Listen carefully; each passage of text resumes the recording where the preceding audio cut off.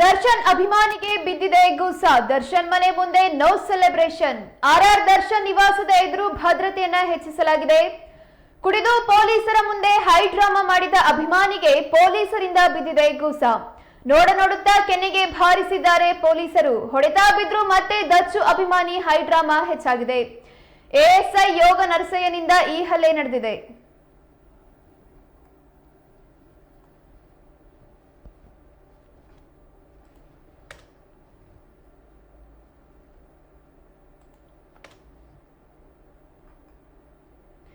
ದರ್ಶನ್ ಅಭಿಮಾನಿಗಳಿಗೆ ಇಂದು ವಿಶೇಷ ದಿನ. ಯಾಕಂದ್ರೆ ಅವರ ನೆಚ್ಚಿನ ನಟನ ಜನ್ಮದಿನ. ಈ ವಿಶೇಷ ದಿನದಂದು ಬೆಂಗಳೂರಿನ ಆರ್ಆರ್ ನಗರದ ಮನೆಗೆ ನುಗ್ಗಲು ದರ್ಶನ್ ಫ್ಯಾನ್ಸ್ ಮುಂದಾಗಿದ್ದಾರೆ. ಈ ವೇಳೆ ಪೊಲೀಸರು ಹಾಗೂ ಫ್ಯಾನ್ಸ್ ಮಧ್ಯೆ ಕಿರಿಕಾಗಿದೆ. ಪೊಲೀಸ್ ಅನ್ನೋದನ್ನು ನೋಡದೆ ತಳ್ಳಿ ಒಳನುಗ್ಗಲು ಪ್ರಯತ್ನಿಸಿದ ಅಭಿಮಾನಿಗಳಿಗೆ ಕಪಾಳ ಮೋಕ್ಷ ಮಾಡಲಾಗಿದೆ. ಕುಡಿದು ಬಂದು ಪದೇ ಪದೇ ಕಿರಿಕಿರಿ ಮಾಡಿದ್ದಕ್ಕೆ ಎಎಸ್ಐ ಯೋಗ ನರಸಯ್ಯ ರಾಜು ಇಷ್ಟು ಕಠಿಣವಾಗಿ ನಡೆದುಕೊಂಡ್ರು ಎಂದು ತಿಳಿದು ಬಂದಿದೆ.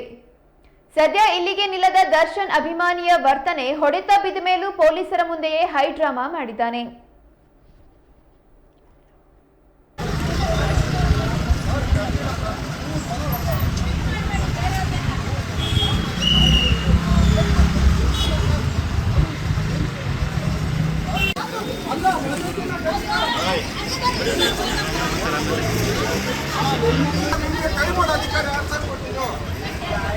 ಮೂರು ಸಲ ಹೊಡೆದಿದ್ದಾರೆ ಸರ್.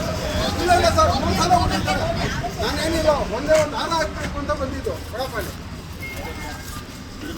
ಒಂದೇ ಒಂದು ಹಾರ ಹಾಕ್ಬೇಕಂತ ಬಂದಿದ್ದಕ್ಕೆ ಈ ಸಾಹೇಬ್ರು 3 ಸಲ ಹೊಡೆದಿದ್ದಾರೆ. ಇಲ್ಲಿ ನೋಡಿ, ಮಾರ್ಕಿದ್ದಾರೆ. ಇಲ್ಲಣ್ಣ, ಇದಂತೂ ಬಿಡೋದೇ ಇಲ್ಲಣ್ಣ. ನಾವೇನು ಗೂಂಡಾಗಳ ಅಥವಾ ಕೆಟ್ಟಾಗಿ ಮಾತಾಡೋಣ? ಏನಾದ್ರು ಮಾಡಿದ್ವಾ? ತಪ್ಪಾಗಿ ಮಾಡಿದ್ವಾ? ಏನಾದ್ರು ಮಾಡಿದ್ವಾ ಹೇಳಿ, ನೀವೇ ಹೇಳಿ. ಹೊಡೆಯೋಧಿಕಾರ ಯಾರು ಕೊಟ್ಟಿದ್ದು? ನಿಮ್ಗೆ ಯಾರು ಸರ್ ಕೊಟ್ಟಿದ್ದು?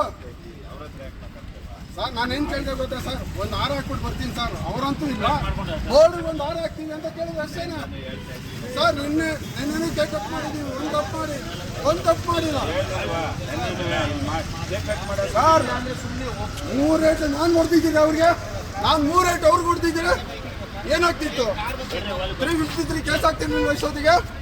ಇವ್ರ ಮೇಲೆ ಯಾಕೆ ಕೇಸ್ ಆಗಲ್ಲ? ಈಗ ಯಾಕೆ ಕೇಸ್ ಆಗಲ್ಲ? ಹೊಡೆಯೋ ಅಧಿಕಾರ ಯಾರು ಕೊಟ್ಟಿದ್ದು? ತಪ್ಪ ಮಾತಾಡೋ ಕಾನೂನು ಪ್ರಕಾರ ಕೇಸ್ ಮಾಡಲಿ. ನಾನು ಕೋಟ ನೋಡ್ಕೊಳ್ತೀನಿ, ಜನ ಕಳಿಸಿ. ನನ್ನ ಮೇಲೆ ಹೊಡೆದಿದ್ದಾರೆ ಸರ್. ನನ್ನ ಮೇಲೆ ಹಲ್ಲೆ ಆಗಿದೆ ಸರ್. ದರ್ಶನ್ ಅಭಿಮಾನಿ ಅನ್ನೋ ಕಾರಣಕ್ಕೋಸ್ಕರ ಯಪ್ಪ ತುಂಬ ಹಲ್ಲೆ ಮಾಡಿದ್ದಾರೆ. ನ್ಯೂಸೆನ್ಸ್ ಅಂತ ಮಾತಾಡೋ ಸರ್. ಹೊಡೆಯೋ ಅಧಿಕಾರ ಕೊಟ್ಟಿದ್ದಾರೆ.